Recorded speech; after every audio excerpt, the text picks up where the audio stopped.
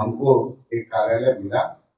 ये संयोग की बात है कि हमको हमारा वो ही कार्यालय मिल गया जहां से हमारे नेता आदरणीय चिराग पासवान जी की यादें जुड़ी हैं, जहां सरकार से हम लोगों ने कार्यालय की मांग की थी। हम लोगों ने कोई कार्यालय इंगित करके नहीं मांगी, लेकिन संयोग और हमारे नेता के संस्थापक के आशीर्वाद से वही कार्यालय हम लोग को मिला है। अभी बदला उदला की बात नहीं है, आप संयोग को बदला में कहिएगा तो इस बात का जवाब देना उचित है। पशुपतिनाथ पारस का जो बंगला है वो अब चिराग पासवान यानी उनके भतीजे को चला गया है।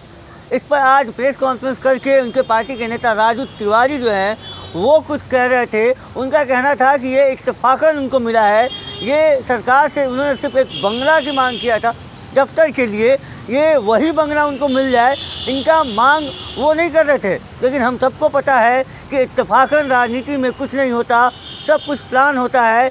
एक और बंगला चिराग पासवान से छीन लिया गया था, उनके पिता का बंगला 10 जनपद का। जब पत्रकारों से ने उनसे सवाल किया तो क्या कुछ कहा है, आप सुनिए।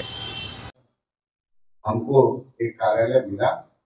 ये संयोग की बात है कि हमको हमारा वो ही कार्यालय मिल गया जहां से हमारे नेता आदरणीय चिराग पासवान जी की यादें जुड़ी हैं, जहां उन्होंने राजनीति में आने से पहले बहुत समय अपने परिवार, अपने पिता के साथ वहां पर उनकी यादें थी।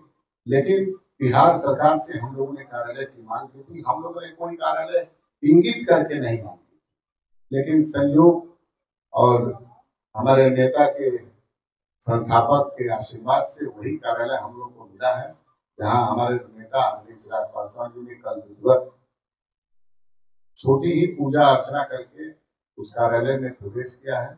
अभी हम लोग इसके बाद जाएंगे वहाँ कार्यालय पे, कल भी थे और हम आज अभी इसके बाद तुरंत हम लोग जाएंगे, सभी हमारे नेता जाएंगे। और कार्यालय की स्थिति तो आप लोगों ने देखा है और दिखाया है, और मैं उसमें नहीं जाना चाहता हूँ।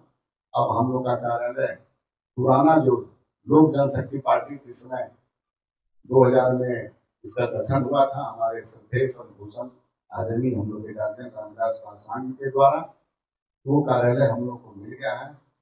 इसके लिए पार्टी में खुशी है। हम लोग कार्यालय की मांग थे, लेकिन वो कार्यालय मिला तो निश्चित रूप से खुशी में और इजाफा ही हुआ है बहुत। तो ये बातों को लेकर के हम प्रेस में जाना चाहते, प्रेस के माध्यम से आपसे शेयर करना चाहते थे, क्योंकि इसलिए मैं पहले बता दिया हूँ कि आप लोग बिहार फर्स्ट, बिहारी फर्स्ट संकल्प जो महारैली हम लोग की होने वाली थी, उसके आप लोग जरूर कुछ पूछते। मैं अपनी बात रख दिया हूँ, अब आगे आप लोग कुछ पूछ रहे हैं तो पूछ सकते।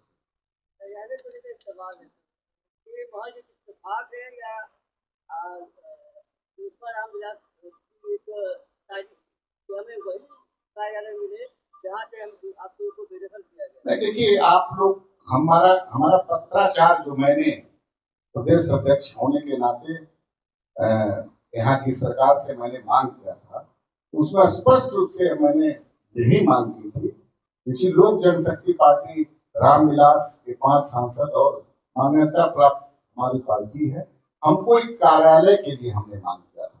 आप पत्र के द्वारा देखिए, अब रहेगा तो आपको हम दे देंगे पत्र। मैंने कार्यालय की मांग की थी।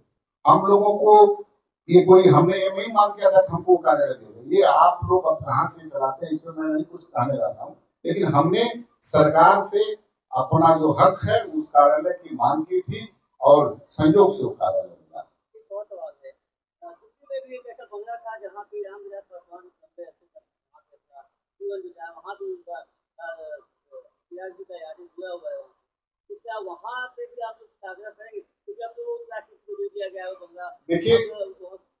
देखिए ये सरकारी बंगला अस्थायी नहीं,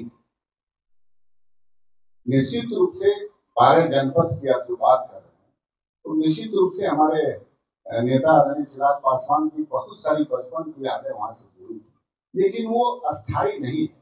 इस बात को हम लोग जानते थे। हमारे नेता कभी, आप एक बात बता दे रहे हैं, हम लोग उसके, हमारे नेता आपको स्पष्ट कर चुके कि वो उस मकान के लिए हम लोग वैध नहीं थे, क्योंकि हमारे संस्थापक वहां से लंबे समय, लगभग 50 साल के राजनीतिक जीवन में लगभग 30 साल से ऊपर उस जगह पे अपना समय बिताया है, तो निश्चित रूप से हमारी पार्टी टूट गई थी। उसमें हमारे नेता एक सांसद थे, तो वो हम वहाँ वैध नहीं थे और उसमें हमको कोई दिक्कत नहीं हुआ। अब वहाँ पे उसको परमानेंट कर दिया गया था राष्ट्रपति। अब किसके लिए परमानेंट किया गया? ये भारत सरकार का नियमावली है। हमको जो जगह मिला है, अभी 23 नंबर में हमारे नेता ऑलरेडी रह रहे हैं और वही बगल में हमारा 71 नंबर में हमारा दिल्ली में कार्यालय चलता है। और कार्यालय नहीं मिला था, उसके बावजूद भी यहाँ भी आपने देखा होगा कि हम तो राष्ट्रीय अध्यक्ष के मकान से अपना कार्यालय चलाए थे। तो हम लोग काम में विश्वास रखते हैं और सरकार से जो मेरा हक है, जो मानक है, उसके लिए हम लोग गुहार लगाते रहते। उसी संदर्भ में यहाँ भी कार्यालय मिला और वहाँ दिल्ली में भी।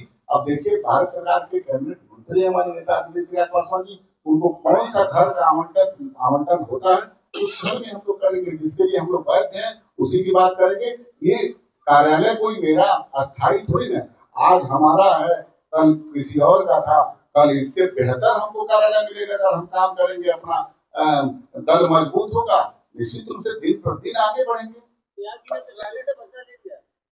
अभी बदला उदला की बात नहीं है, आप संयोग को बदला में कहिएगा तो इस बात का जवाब देना उचित है। तो आपने देखा राजू तिवारी जो हैं वो ये बताने में लगे हैं कि ये जो बंगला है वो ऐसे उनको मिल गया है और 10 जनपद का भी जो बंगला है वो कोई परमानेंट उनको नहीं मिला था। लेकिन जो पुरानी यादें हैं चिराग पासवान की, बचपन की, वो उनसे जुड़ी हुई हैं, तो कहीं ना कहीं आहत तो है। अब देखने वाली बात यह होगी कि पशुपतिनाथ पारस का क्या स्टैंड होता है, क्या वो अब एनडीए में रहेंगे या एनडीए उनको रखेगा। बने रहिएगा प्रेस जागरण के साथ ऐसे तमाम खबरों के लिए। धन्यवाद।